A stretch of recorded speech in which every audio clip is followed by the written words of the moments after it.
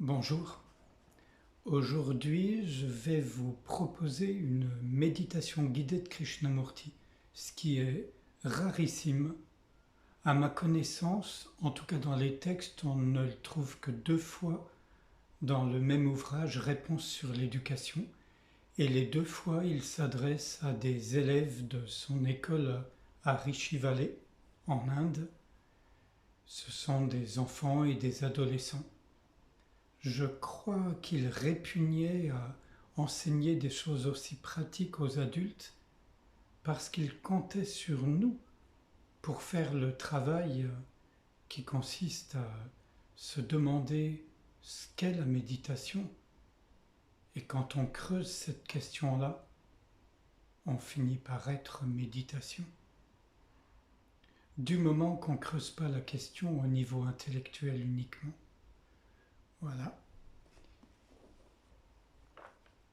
Je mets mes lunettes et je ne peux pas vous montrer le livre parce que je ne l'ai pas sous la main, mais donc ça s'appelle Réponse sur l'éducation en français. Méditer, c'est apprendre pour la première fois. Tous ces gens qui savent d'avance ce qu'est la méditation doivent désapprendre pour pouvoir apprendre à nouveau. Vous voyez la différence ? Puisque vous ne savez pas ce qu'est la méditation, nous allons apprendre. Pour apprendre à connaître la méditation, voyez comment fonctionne votre esprit. Vous devez regarder, comme vous regardez un lézard qui passe sur un mur. Vous voyez ses 4 pattes, comment il colle au mur, et en regardant, vous voyez tous ses mouvements. Et bien de la même façon, observez votre propre pensée. Ne cherchez pas à la corriger, à la supprimer. Ne dites pas « tout ceci est trop difficile », simplement regardez. Maintenant, tout de suite, ce matin. Pour commencer, restez assis, absolument tranquille. Prenez une position confortable, croisez vos jambes, restez assis, tout à fait immobile. Fermez les yeux et voyez si vous pouvez les empêcher de bouger. Vous comprenez ? Vos yeux ont tendance à remuer. Gardez-les complètement immobiles, comme par jeu. Et puis, étant assis comme cela, très tranquille, découvrez ce que fait votre pensée. Observez-la comme vous avez observé le lézard. Observez la pensée, sa façon de couler, une pensée suivant une autre, et ainsi vous commencez à apprendre, vous commencez à observer. Observez vos pensées, comment une pensée succède à une autre, et comment elle se dit, celle-ci est une bonne pensée, celle-là ne l'est pas. De même, quand vous vous couchez, quand vous vous promenez, observez votre pensée. Simplement observez-la. Surtout ne cherchez pas à la corriger et vous découvrirez alors ce qu'est le commencement de la méditation. Et ce faisant, vous êtes prêts à apprendre. Et quand vous commencez à apprendre, cela n'a pas de fin.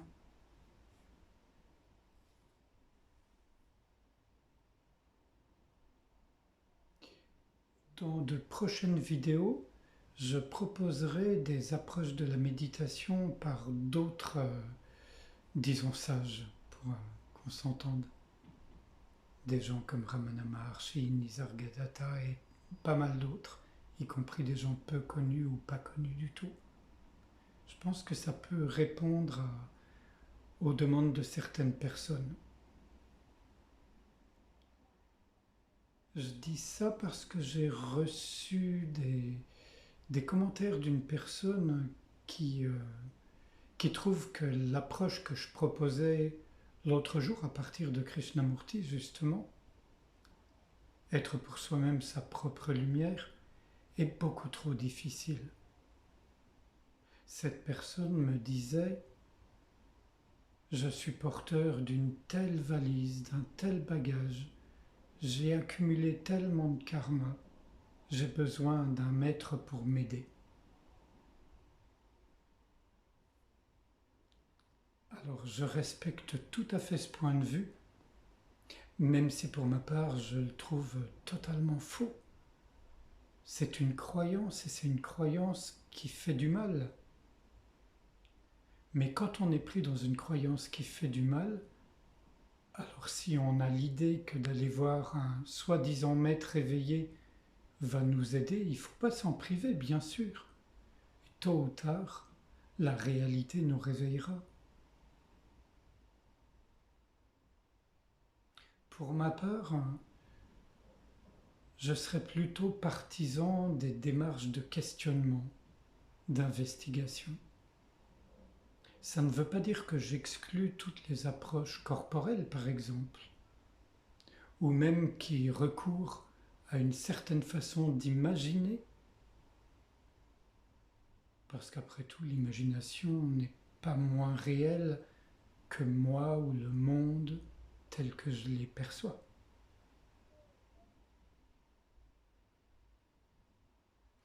Mais j'ai vraiment le sentiment qu'aujourd'hui nous sommes de plus en plus nombreux à être mûrs pour une approche directe qui peut venir de, comme je le disais, l'investigation, le questionnement, voire par des méthodes comme celle que Douglas Harding a développée et qui est enseignée dans plein d'endroits aujourd'hui comme vision sans tête, qui ramène directement à sa vraie nature. On trouve aussi dans le Dzogchen, quand il est débarrassé de tous les concepts et les dogmes tibétains, qu'on en vient vraiment à l'essence. Dans l'Advaita, bien entendu, également quand il est dépouillé des concepts et des dogmes. Donc moi, si quelqu'un me disait en face ce qui n'était pas le cas, donc je ne peux pas savoir vraiment comment entrer en relation avec quelqu'un de manière digitale, mais de manière présentielle, physique, peut-être que quelque chose serait venu qui aurait permis de voir à cette personne que son karma, son bagage, ce sont des croyances qu'il entretient. C'est aussi la peur, évidemment. Mais pour voir ça, il est nécessaire d'observer comment on fonctionne, comme Krishnamurti vient de l'enseigner à ses enfants. Observer la pensée dans tous ses mouvements et tout au long des heures de veille. Ça rejoint l'esprit du Satipatthana Sutta du Bouddha qui invite à méditer constamment,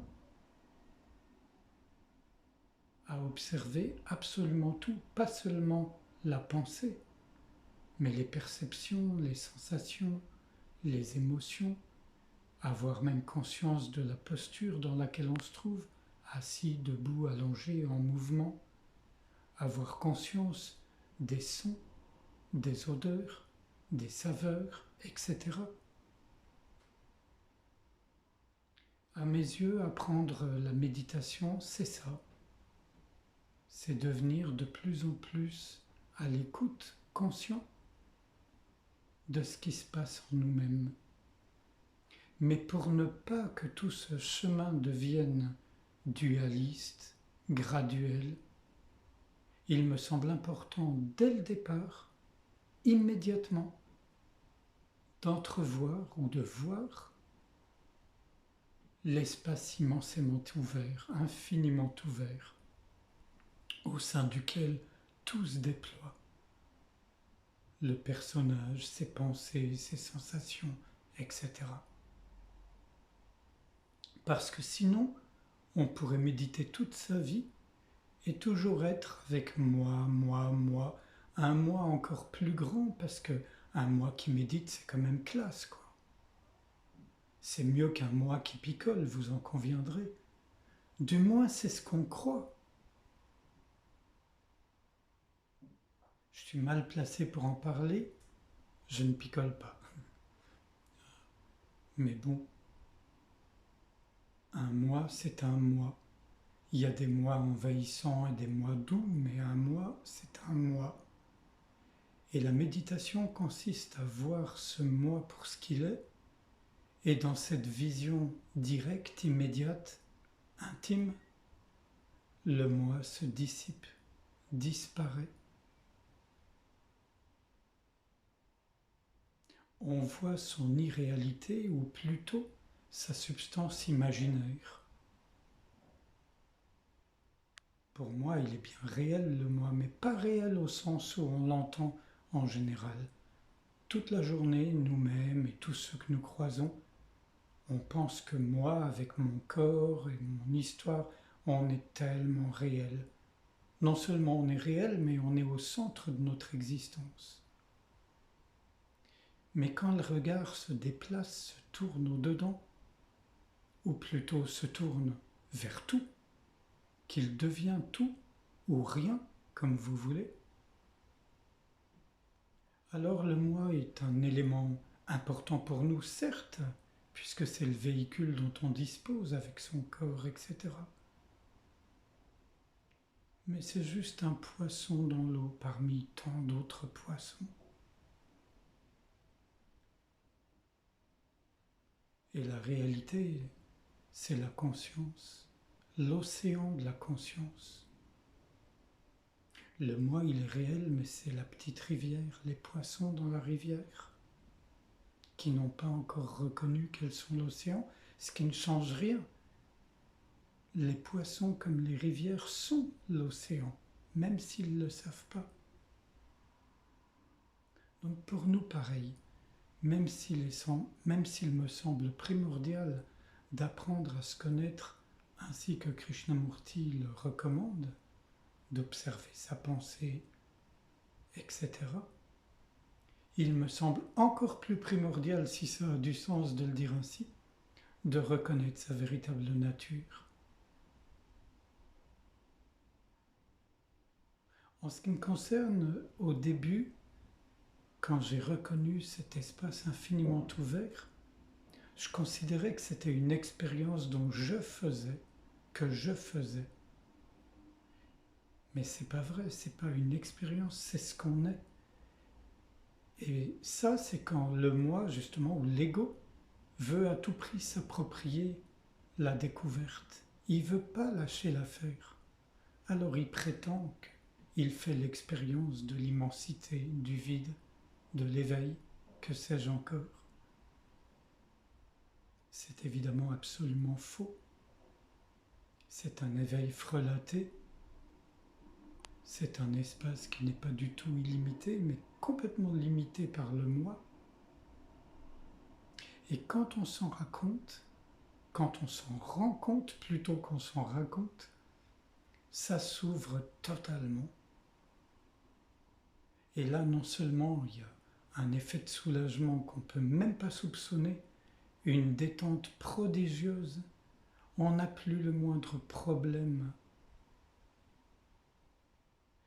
Et la joie nous envahit, on pourrait éclater de rire ou simplement sourire à l'intérieur ou rien du tout. On peut aussi être étonné, surpris. Quoi, c'est ça? C'est si simple et si bon? Oui, c'est si simple et si bon.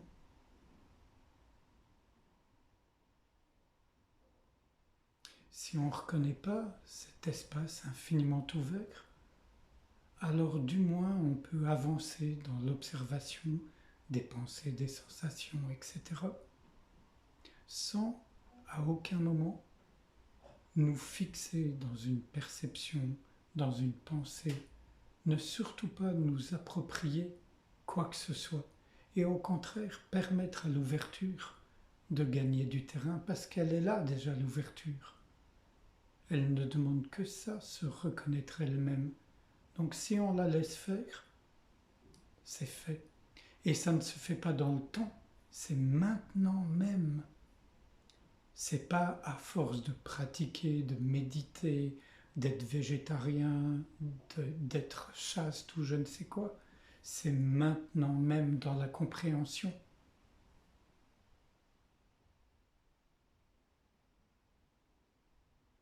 Pour finir cette vidéo, je voudrais répondre à quelqu'un qui m'a laissé un commentaire me demandant si je pouvais un peu parler du libre arbitre et de la liberté.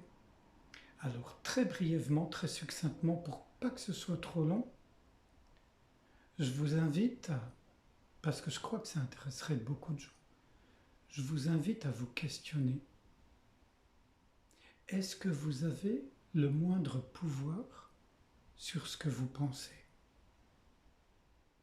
Est-ce que les pensées surgissent d'elles-mêmes ou est-ce que c'est vous qui les contrôlez, qui les maîtrisez, qui les dirigez? Je ne parle pas avec des exercices de concentration que pour ma part je trouve extrêmement violents, mais que d'autres trouvent profitables. Est-ce que vous avez l'impression d'avoir le moindre pouvoir sur les pensées qui vous viennent? Est-ce que vous avez l'impression d'avoir le moindre pouvoir sur les sensations qui se présentent? Est-ce que vous avez l'impression d'avoir le moindre pouvoir sur les perceptions, les émotions? Je ne sais pas pour vous, mais pour moi, la réponse est non, non, non. Je n'ai aucun pouvoir. J'ai vu dans l'observation que je suis totalement conditionné et que la seule chose qui ne soit pas conditionnée, c'est la conscience. La lumière, la source, le soi, peu importe le nom. Donc quand je réalise que moi, personnage, individu, je suis totalement conditionné, comment voulez-vous que j'ai le moindre libre arbitre? Je peux penser et croire que je prends des décisions, que ce sont mes décisions, mais en réalité, si j'observe finement, je me rends vite compte que c'est juste le jeu des conditionnements. Ce sont des réflexes conditionnés qui s'alimentent les uns les autres et qui produisent une réponse qui semble spontanée, mais c'est pas spontané, c'est conditionné. Spontané, c'est quand ça vient du silence, de l'immensité silencieuse.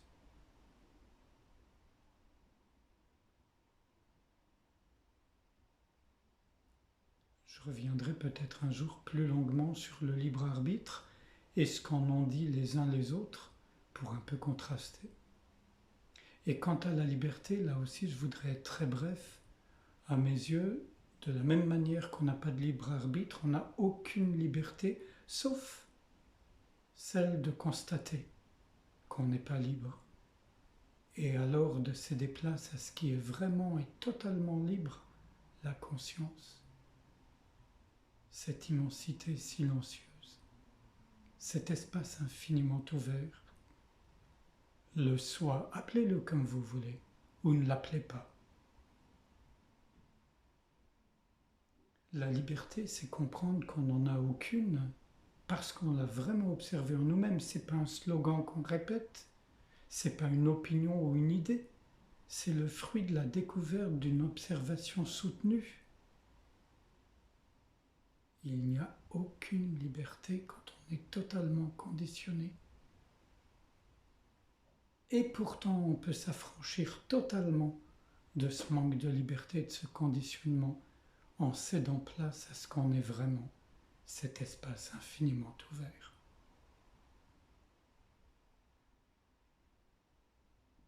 Merci beaucoup, à bientôt.